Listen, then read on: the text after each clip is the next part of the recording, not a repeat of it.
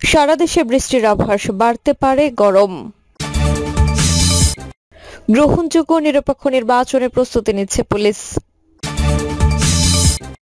এদিকে বাংলাদেশের জন্য মাল্টিপল এন্ট্রি ভিসা চালু করল মালয়েশিয়া। এবং সর্বশেষ জানাবো নির্বাচনে যাদেরকে সঙ্গে চায় বিএনপি। এতক্ষণ শুনলেন সংবাদ শিরোনাম, এবারে বিস্তারিত। সারা দেশে বৃষ্টির আভাস, বাড়তে পারে গরম। ঢাকা সহ সারা দেশে বৃষ্টি অথবা বজ্র সহ বৃষ্টি হতে পারে। সেই সঙ্গে তাপমাত্রা 1 থেকে 2 ডিগ্রি সেলসিয়াস পর্যন্ত বাড়তে পারে বলে জানিয়েছে বাংলাদেশ আবহাওয়া অধিদপ্তর। বাংলাদেশ আবহাওয়া অধিদপ্তরের ঝড় সতর্কীকরণ কেন্দ্র থেকে প্রকাশিত সকাল 9টা থেকে পরবর্তী 24 ঘন্টার জন্য ঢাকা সহ সারা দেশের পূর্বাভাসে এমন তথ্য জানানো হয়েছে। এতে বলা হয়েছে, আজ সকাল 9টা থেকে পরবর্তী 24 ঘন্টায় রংপুর, ময়মনসিংহ ও সিলেট বিভাগের অনেক জায়গায় এবং রাজশাহী, ঢাকা, খুলনা, বরিশাল ও চট্টগ্রাম বিভাগের কিছু কিছু জায়গায় অস্থায়ীভাবে দমকা হাওয়া সহ হালকা থেকে মাঝারি ধরনের বৃষ্টি ও বজ্র সহ বৃষ্টি হতে পারে। সেই সঙ্গে কোথাও কোথাও ভারী বর্ষণের আশঙ্কাও রয়েছে। তাপমাত্রাও সামান্য বাড়তে পারে। দিনের তাপমাত্রা আজ প্রায় 1 থেকে 2 ডিগ্রি সেলসিয়াস পর্যন্ত বৃদ্ধি পেতে পারে। ফলে গরমের অনুভূতিও বেড়ে যাবে। সকাল 6টায় ঢাকার তাপমাত্রা ছিল 26.1 ডিগ্রি সেলসিয়াস আর আর্দ্রতা ছিল 97%। পূর্বাভাসে আরো জানানো হয়, ঢাকার আকাশ আংশিক মেঘলা থেকে অস্থায়ীভাবে মেঘলা থাকতে পারে। দক্ষিণ ও দক্ষিণ পূর্ব দিক থেকে ঘন্টায় 10 থেকে 15 কিলোমিটার বেগে বাতাস প্রবাহিত হতে পারে। এই সময় কোথাও কোথাও হালকা বৃষ্টি হওয়ার সম্ভাবনা রয়েছে। গ্রহণযোগ্য নিরপেক্ষ নির্বাচনের প্রস্তুতি নিচ্ছে পুলিশ।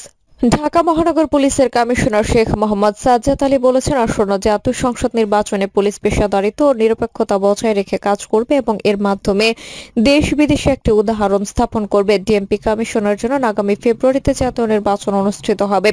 প্রধান উপদেষ্টার নির্দেশনা অনুযায়ী নির্বাচনকে গ্রহণযোগ্য নিরপেক্ষ করতে ইতিমধ্যে কাজ শুরু হয়েছে।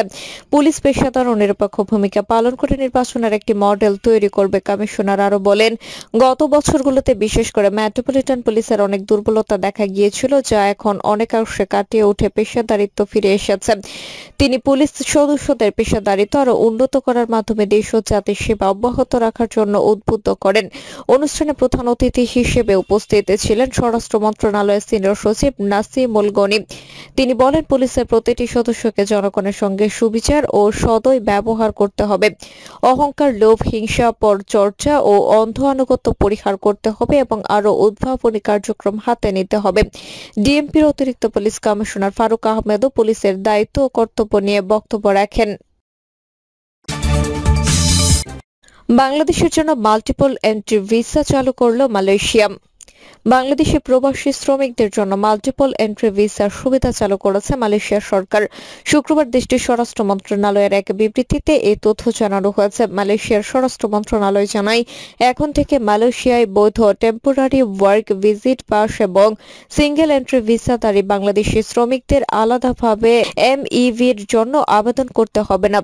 পিএলকেএস নবায়নের সময় ইমিগ্রেশন বিভাগ আন্তর্জাতিক প্রবেশ পথে সক্রিয়ভাবে এমইভি ইস্যু করবে। এই উদ্যোগ অভিবাসী শ্রমিকদের যাতায়াত প্রক্রিয়া সহজ করবে, ইমিগ্রেশন পাসের অপব্যবহার রোধ করবে এবং সীমান্ত নিয়ন্ত্রণ ব্যবস্থাকে আরও কার্যকর করবে। পাশাপাশি বিদেশে অবস্থিত মালয়েশিয়ান মিশনে নতুন ভিসা আবেদনের চাপ কমবে। দীর্ঘদিন ধরে বাংলাদেশ সরকারের পক্ষ থেকে মালয়েশিয়ায় কর্মরত শ্রমিকদের জন্য এমইভি সুবিধা চালুর দাবি জানানো হচ্ছিল। ধারাবাহিক কূটনৈতিক প্রচেষ্টার ফলে এই সিদ্ধান্ত বাস্তবায়িত হচ্ছে বলে জানিয়েছে মালয়েশিয়াস্থ বাংলাদেশ দূতাবাস।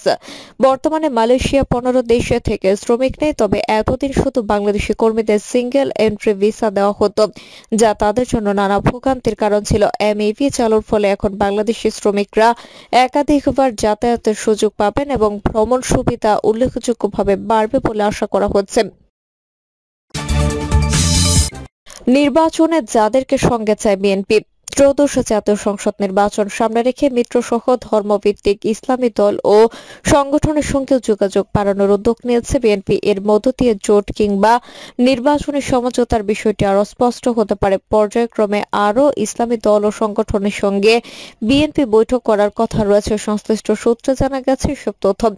যদিও বিএনপি নেতারা বলছেন, হেফাজত, বাংলাদেশ জামিয়াতুল মোদার্রেসিন ও সারসিনা পীরের সঙ্গে যে বৈঠক হয়েছে সেখানে কোনো রাজনৈতিক উদ্দেশ্য নেই। তারা বিএনপি চেয়ারপারসন খালেদা জিয়া ও ভারপ্রাপ্ত চেয়ারম্যান তারেক রহমানের সালাম পৌঁছে দিয়েছেন। রাজনৈতিক পর্যবেক্ষক মহল বলছেন, বিএনপি মিত্র রাজনৈতিক দল তো রয়েছেই, পাশাপাশি আগামী জাতীয় নির্বাচন সামনে রেখে বিএনপি দেশের আলেম ওলামা, ইসলামী দল ও সংগঠনগুলোর সঙ্গে অধিকতর যোগাযোগ ও সম্পর্ক উন্নয়ন এবং আলেম সমাজের জোরালো সমর্থন লাভের লক্ষ্য নিয়ে অগ্রসর হচ্ছে। এর পরিপ্রেক্ষিতে অরাজনৈতিক বৃহৎ ইসলামী শক্তি হেফাজতে ইসলামের শীর্ষ নেতাদের সঙ্গে বিএনপি স্থায়ী কমিটির দুইজন নেতা তারেক রহমানের তরফ থেকে সাক্ষাৎ করেন। তাছাড়া সম্প্রতি হেফাজতের উদ্যোগে ঢাকায় অনুষ্ঠিত জাতিসংঘ মানবাধিকার কমিশনের অফিস খোলার চুক্তি সম্পর্কে করণীয় শীর্ষক গোলটেবিল আলোচনায় বিএনপির পক্ষ থেকে দলের স্থায়ী কমিটির সদস্য সালাউদ্দিন আহমেদ অংশগ্রহণ করেন এবং হেফাজতের দাবির সঙ্গে একাত্মতা প্রকাশ করেন। সারসিনা দরবার শরীফের পীর মুফতি শাহ আবু নসর নিসার উদ্দিন আহমেদ হুসাইনের সঙ্গে সাক্ষাৎ করেছেন বিএনপি স্থায়ী কমিটির সদস্য সালাউদ্দিন আহমেদ। বিশেষ করে দক্ষিণাঞ্চলে তাদের বড় ভোট ব্যাংক রয়েছে। এছাড়া মাদ্রাসা শিক্ষক কর্মচারীদের সংগঠন বাংলাদেশ জমিয়াতুল মোদার্রেসিনের সঙ্গেও বৈঠক করেছেন বিএনপি স্থায়ী কমিটির দুই নেতা। ওই সংগঠনটি 20,000 দরবার, 20,000 প্রতিষ্ঠান ও 55 লাখ ছাত্রছাত্রীর প্রতিনিধিত্ব করে বলে তাদের নেতারা জানিয়েছেন। জানতে চাইলে বিএনপি স্থায়ী কমিটির সদস্য সালাউদ্দিন আহমেদ বলেন, আমরা রাজনৈতিক অরাজনৈতিক ইসলামপন্থী সব মানুষের সঙ্গে কথা বলেছি। হাটহাজারী মাদ্রাসায় গিয়েছিলাম, হেফাজতে ইসলাম বাংলাদেশের আমিরের সঙ্গে দেখা করেছি, কথা বলেছি। সারসিনা পীরের সঙ্গে দেখা করেছি। আলিয়া মাদ্রাসার যেসব মুরব্বী আছেন তাদের সঙ্গে দেখা করেছি, কথা বলেছি। উদ্দেশ্য একটাই, বাংলাদেশের সব জনগোষ্ঠীকে আমরা একত্রিত করে ঐক্যবদ্ধ করে এমন ভাবে দেশ পরিচালনা করতে চাই যেখানে বিভক্তি থাকবে না। সবাইকে একত্রে ধারণ করে বাংলাদেশের গণমুখী চেতনাকে ধারণ করে সম্পূর্ণ গণতান্ত্রিক ধারায় রাষ্ট্র পরিচালনা করতে চাই। সেজন্য আমরা রাজনৈতিক মতাদর্শের ঊর্ধ্বে উঠে সব মতাদর্শের মানুষের সঙ্গে কথা বলছি, যাতে সবাইকে একসঙ্গে নিয়ে যাতে ঐক্য সমুন্নত করা যায়, দৃঢ় করা যায়।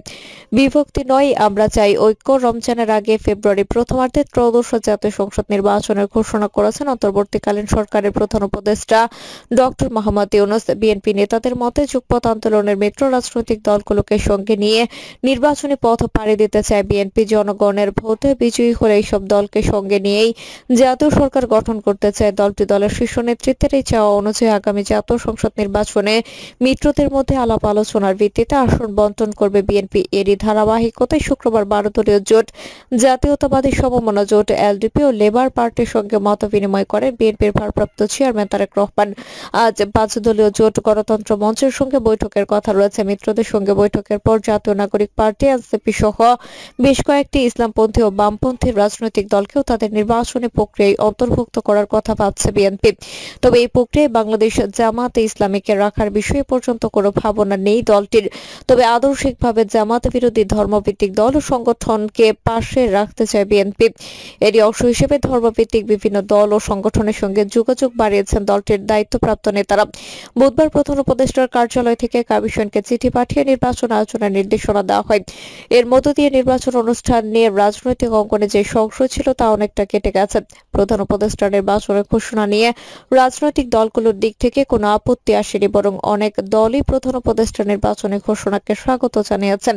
সব দল এখন নির্বাচনমুখী। রাজনৈতিক দলের পর্যবেক্ষণ, জুলাই গণঅভ্যুত্থানে পতিত এবং বর্তমানে কার্যক্রম নিষিদ্ধ ও নিবন্ধন স্থগিত হওয়া আওয়ামী লীগ এবার নির্বাচনে থাকছে না। এই অবস্থায় নির্বাচনের সমীকরণ কি হবে এ নিয়ে চলছে নানা মহলের হিসাব নিকাশ। বিএনপি বড় দল হিসেবে জোট করার সম্ভাবনা বেশি। এছাড়া কোনো দলের সঙ্গে নির্বাচনের সমঝোতাও যেতে পারে। প্রিয় দর্শক, এই ছিল এখনকার সর্বশেষ সংবাদ। আপডেট সব সংবাদ পেতে চ্যানেলটি সাবস্ক্রাইব করে বেল আইকনটি ক্লিক করে রাখুন।